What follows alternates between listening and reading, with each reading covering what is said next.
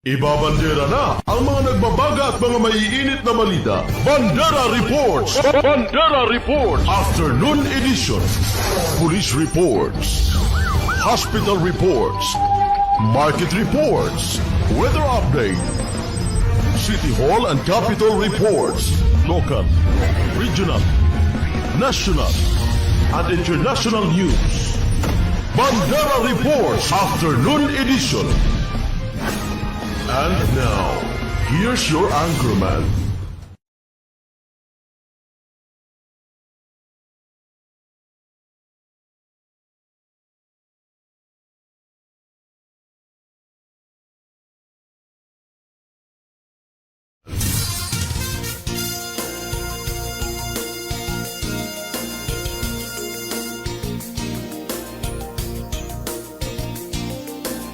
Bandera Reports Afternoon Edition.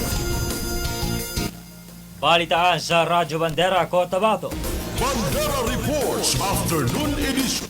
Pangulong Bongbong Marcos Jr. iginiit na ginawa lamang ng pamahalaan ang kahilingan ng Interpol na arestuhin si dating Pangulong Duterte bilang bahagi ng kanilang pangako sa organisasyon.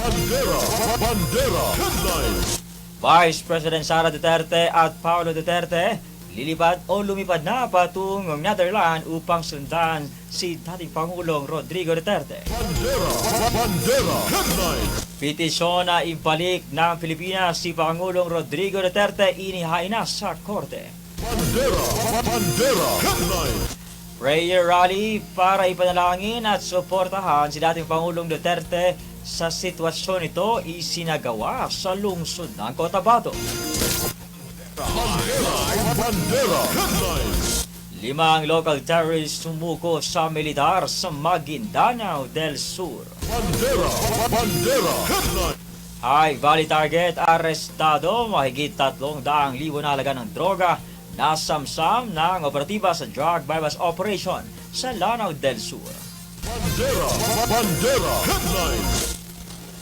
Magandang gabi mga kabandera, araw po tayo ngayon ang Miyerkules, ika-12 sa buwan ng Marso 2025. Napapakinggan sa inyong mga radyo sa 105.3 DXJNFM at napapanood live na live sa inyong mga telebisyon sa Channel 4 at 33 ng Maguindanao Sky Cable at napapanood rin tayo ngayon live sa Facebook page ng Bandera News TV Cotabato. Ako ang inyong tagapagbalita sa Vino Herberola at ito ang Bandera News TV Cotabato. Bandera Reports Afternoon Edition. Iginiit ni Pangulong Bongbong Marcos Jr. na ginawa lamang ng pamahalaan ang kahilingan ng Interpol na arestuhin si dating Pangulong Duterte bilang bahagi ng kanilang pangako sa organisasyon. Ang detalye sa pagtutok ni Yani Abdul Rashid. Kabanderang Yani, ibandera mo. Bandera Live Report. Mr. Duterte was arrested in compliance with our commitments with Interpol. Ito ang binigyang diin ni Pangulong Ferdinand Bongbong Marcos Jr. kasabay ng kanyang pagkumpirma sa pag-alis ng eroplanong sinasakyan ni dating Pangulong Rodrigo Roa Duterte noong 11:30 ng gabi March 11, 2025 sa Villamor Air Base patungong Netherlands. Inaresto ang dating Pangulo sa kasong may kinalaman sa kanyang war on drugs noong administrasyon pa nito. Ayon sa Pangulong Marcos, sinagot lamang ng Pilipinas ang kahilingan ng Interpol na tumulong sa pag-aresto kay Duterte bilang bahagi ng kanilang commitment sa organisasyon. The plane carrying former President Rodrigo Roa Duterte took off at 11:03 p.m. this evening and exited Philippine airspace. The plane is en route to The Hague in the Netherlands, allowing the former president to face charges of crimes against humanity in relation to his bloody war on drugs. The former president was earlier placed in government custody at Villamor Air Base after his common law wife, Hanilet Avancenia, and members of his entourage arrived at 9:20 this morning from Hong Kong on Cathay Pacific flight number CX-907. Mr. Duterte was arrested in compliance with our commitments to Interpol. Hours before his arrival, Interpol Manila received an official copy of the ICC warrant. This prompted the Prosecutor General of the Department of Justice to serve the warrant. Interpol asked for help, and we obliged because we have commitments to the Interpol which we have to fulfill. If we don't do that, they will no longer help us with other cases involving Filipino fugitives abroad. This is what the international community expects of us as the leader of a democratic country that is part of the community of nations. So I'm sure that the details that surround this what has happened today are familiar to you. I just wanted to make very, very clear and give you the facts from for the departure of former President Duterte from the Philippines.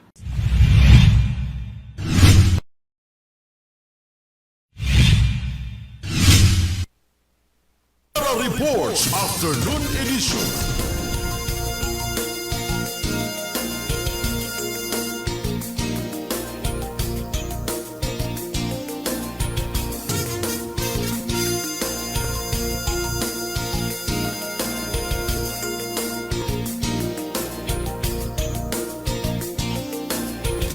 Kaugnay pa rin sa balitang yan, Vice President Sara Duterte at Councilor Paulo Duterte lumipad na patungong Netherlands para sundan si dating Pangulong Rodrigo Roa Duterte sa pagtutok ni Yani Abdul Rashid. Kabanderang Yani, ibandera mo. Bandera Live Report. Kinumpirma ni Vice President Sara Duterte na lilipad siya patungong Netherlands upang sundan ang kanyang amang si dating Pangulong Rodrigo Duterte na kasalukuyang nasa kustodiya ng International Criminal Court o ICC. Ayon kay Sara, makikipagpulong siya sa mga abogado upang pag-usapan ang masusunod na hakbang sa depensa ng kanyang ama. Iginiit din niyang dapat ay nasa lokal na korte muna nilitis ang dating Pangulo bago dalhin sa ICC. Matatandaan na hindi pinayagang makapasok sa Villamor Air Base si Vice President Sara Duterte ayon sa Office of the Vice President habang nasa eroplano na ang kanyang amang si dating Pangulong Rodrigo Duterte na lilipad patungong Netherlands para humarap sa ICC. Ayon kay VP Sara, ang pagsunod sa dayuhang hukuman sa sariling bayan ay laban sa pagiging Pilipino. At sa mga pinakabagong ulat, pasado alas 7 nitong umaga lumipad ng eroplano sakay si Vice Presidente at sumama na rin umano patungong Netherlands ang kapatid nitong si Congressman Paulo Duterte, ngunit magkaiba ng flight na sinakyan. Mula dito sa Radyo Bandera Cotabato, Yani Abdul Rashid, Basta Balita, ibandera mo. Bandera Reports Afternoon Edition.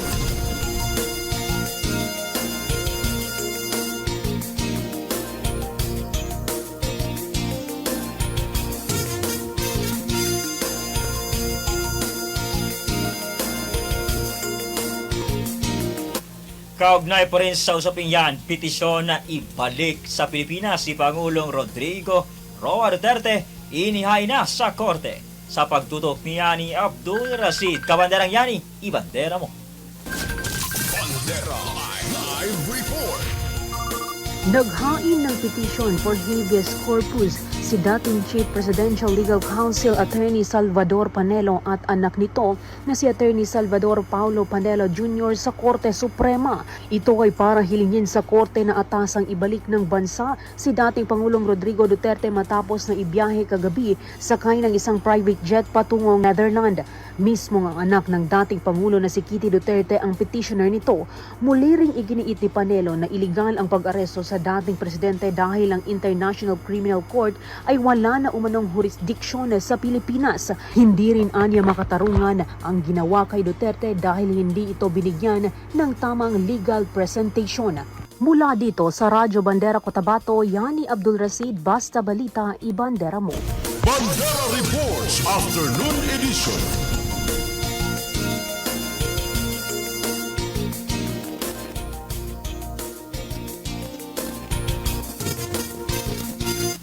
Kaugnay pa rin sa usapin yan, ilan sa mga pulis na umaresto kay dating Pangulong Duterte hindi na iwasang umiyak habang kinakausap ng dating Pangulo. Sa pagtutok ni Yani Abdul Rasid, Kabanderang Yani, bandera mo. Bandera Live Report. Naging emosyonal ang ilan sa ating mga kapulisan habang inaaresto si dating Pangulong Rodrigo Duterte kahapon araw ng Martes. Sa kabila ng sitwasyon, nananatili namang kalmado si Duterte at sinabi na nagtatrabaho lang itong mga to. Naiintindihan ko, kaya this madness has to end. Habang inihahanda siya para isakay sa eroplano patungong Netherlands, kapakanan pa rin ng mga pulis ang inisip ng dating Pangulo. Makikita ang lungkot na nararamdaman ng mga ito sa kanilang muka. Plus yan. Pag ilang months na, ibang presidente na naman, isaan ito pupulutin ito. Ang problema, katrabaho lang ito, happen to be, ako, naiintindihan ko. Kaya, sinabi ko, this madness has to end. Ano lang kasi is ang procedure kasi, let me be very frank with you.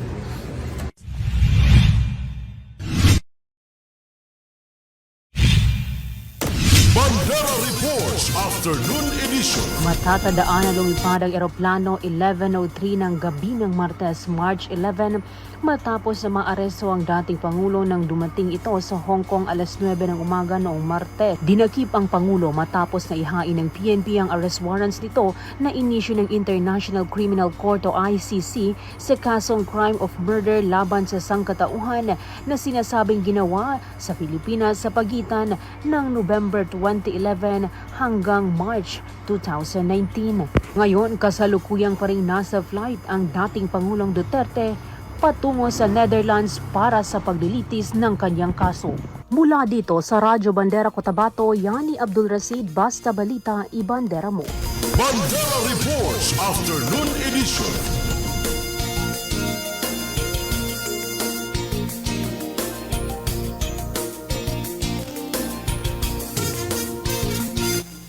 Samantala, prayer rally para ipanalangin at ipakita ang pagsuporta sa dating Pangulong Duterte isinagawa ng mamamayang Cotabateño sa pagtutok ni Yani Abdul Rasid. Kabanderang Yani, ibandera mo.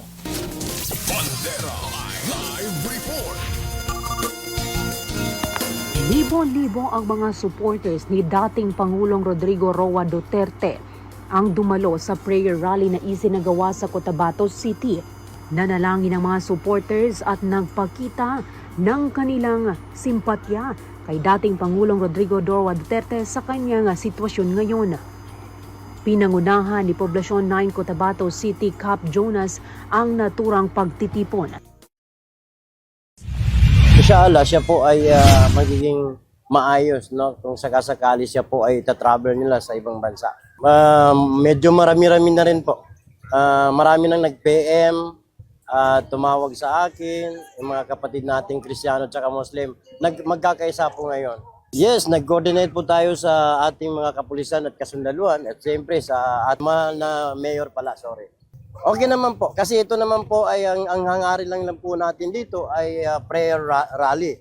So ibig sabihin wala naman siguro manggugulo kasi nga po prayer rally lang po para po sa ating mahal na former president. Masakit kasi although wala pang nakikitang warrant of arrest from ICC, no? Wala pa po. medyo nagulat din tayo. Sa katunayan nga, kay Ate Gemma from Davao, nagtawagan kami na nagulat na rin kami na bakit inaresto si Presidente, former President Roa Duterte, na wala man lang tayong nakitang doon sa link ng ICC na warrant of arrest for Duterte. No, na sana po hindi po itutuloy kasi medyo may katandaan na po ang ating former president na baka hindi kakayanin. So ibang bansa dadalhin siya na na baka hindi kakayanan ng kanyang katawan kasi sa kasalukuyan po mayroon po siyang karamdaman. Sobrang masakit, nasaktan.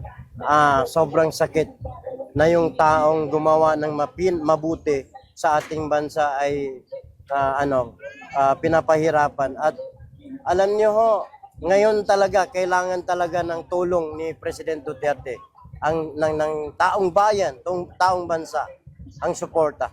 O naman po, siyempre po sa totoo lang kung hindi po ako nagkakamali, si President Duterte po ay siya po ay ipinagpatuloy po niya ang gobyerno ng BARM hanggang sa lumago itong leadership ng BARM hanggang sa ngayon.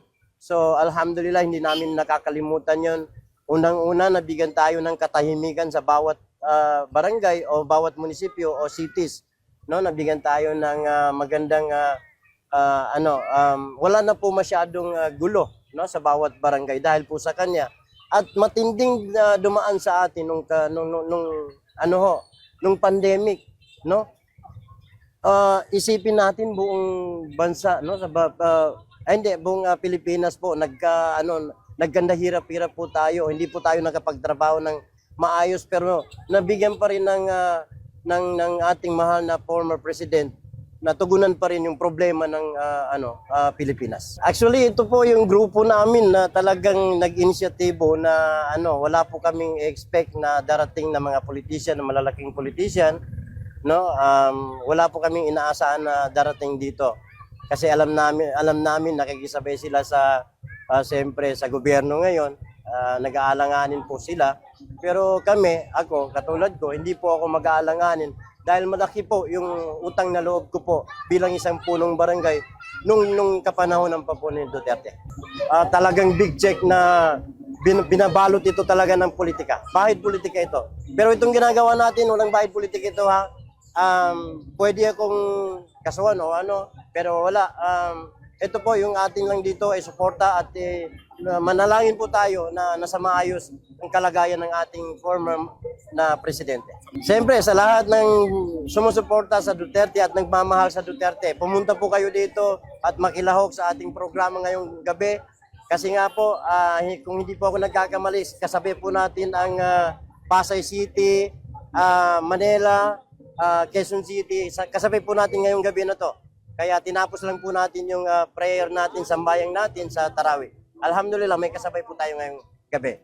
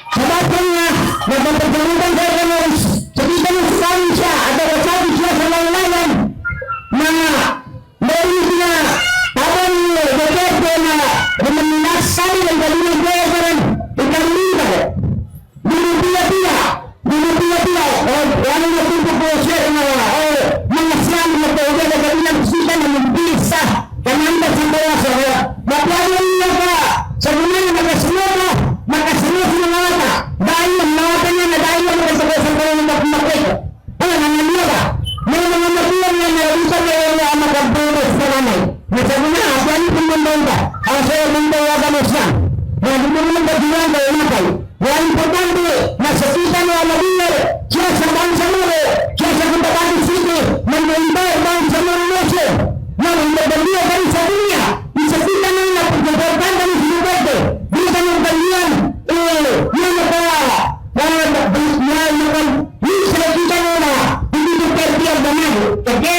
Amado.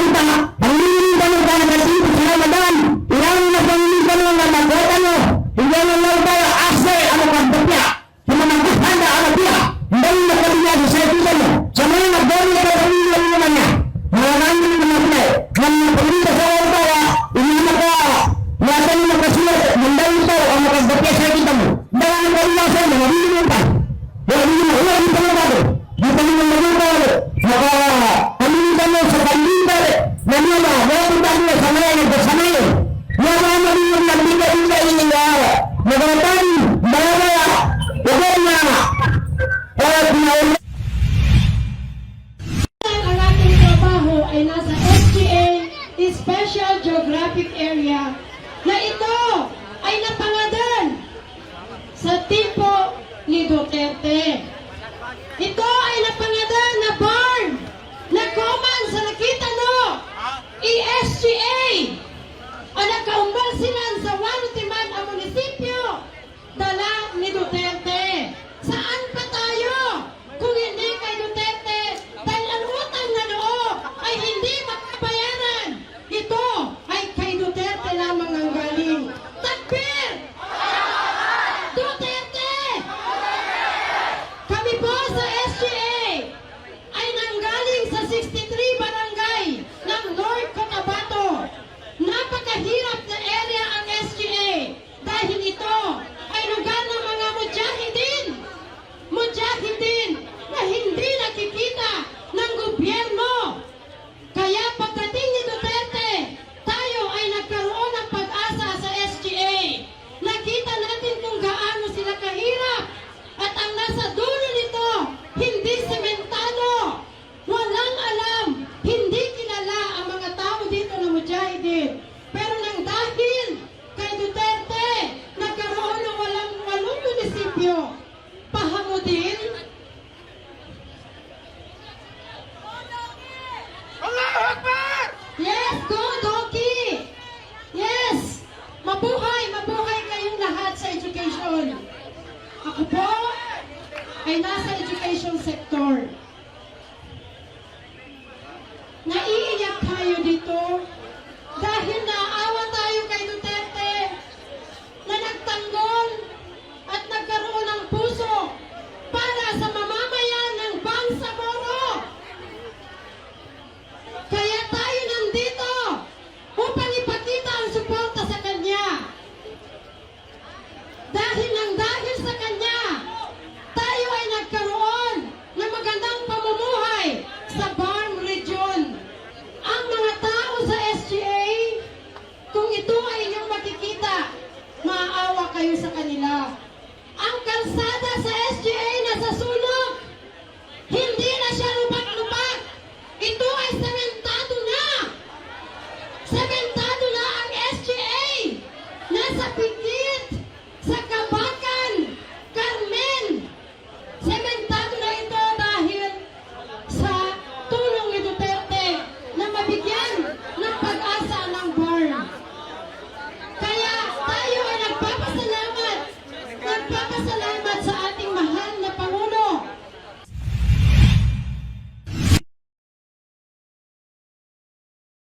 Reports Afternoon Edition.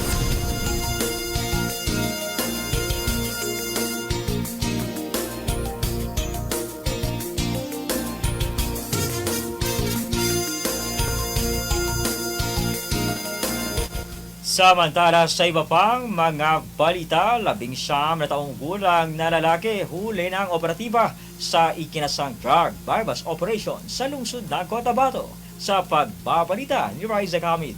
Kabanderang Riza, ibandera mo. Bandera Live Report. 19 anyos na lalaki arestado ng PNP sa pagtutulak ng shabu kahapon araw ng Martes sa Purok Nunay, Barangay Poblacion 1, Cotabato City. Kinilala ang naaresto na si Adal Amal Akbar alias Adam, 19 anyos, walang trabaho, na residente ng Barangay Poblacion 6, Cotabato City. Nakuha mula sa sospek ang 2 pakete ng shabu na nagkakalaga ng 1,020 pesos at kasama ring nabawi ang ginamit na buy-bust money. Sa ngayon ay nasa kustodiya na ito ng Police Station 4 para sa disposisyon at tamang dokumentasyon.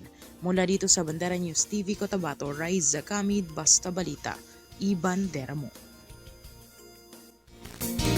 Bandera Reports Afternoon Edition.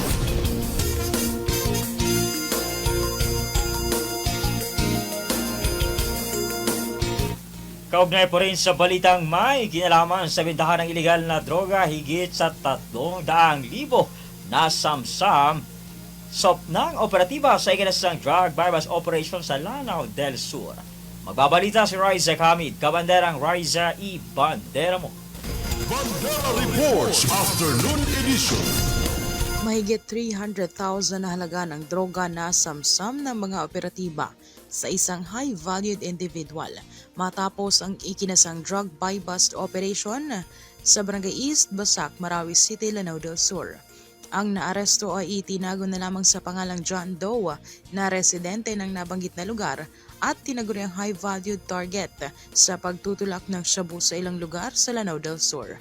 Nakuha mula sa sospek ang 9 na pakete ng shabu na may bigat na 45 grams na nagkakalaga ng 306,000 pesos, isang unit ng silver metallic Toyota Avanza na mayroong plaka na NDU 1017 na pinaniniwala ang ginagamit nito sa iligal na transaksyon.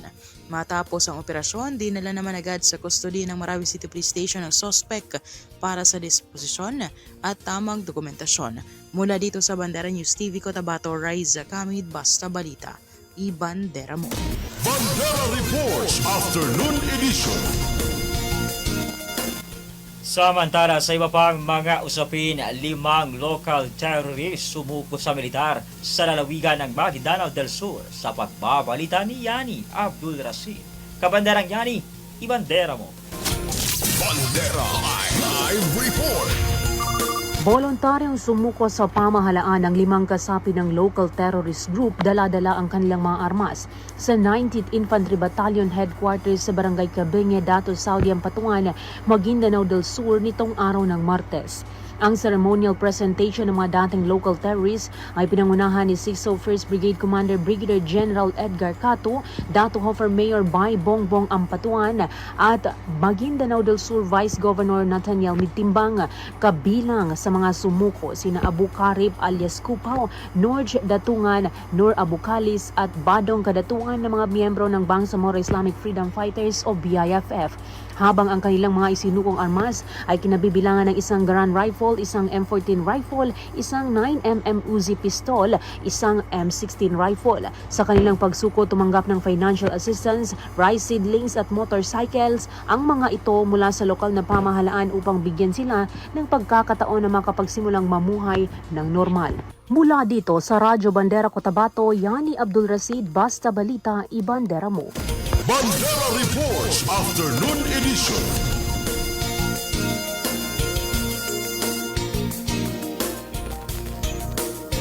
At yan ang kabuuan ng mga balita na aming nakalap mula dito sa News Center sa Bandera News TV Cotabato ngayong araw ng Miyerkules, 12 sa buwan ng Marso 2025.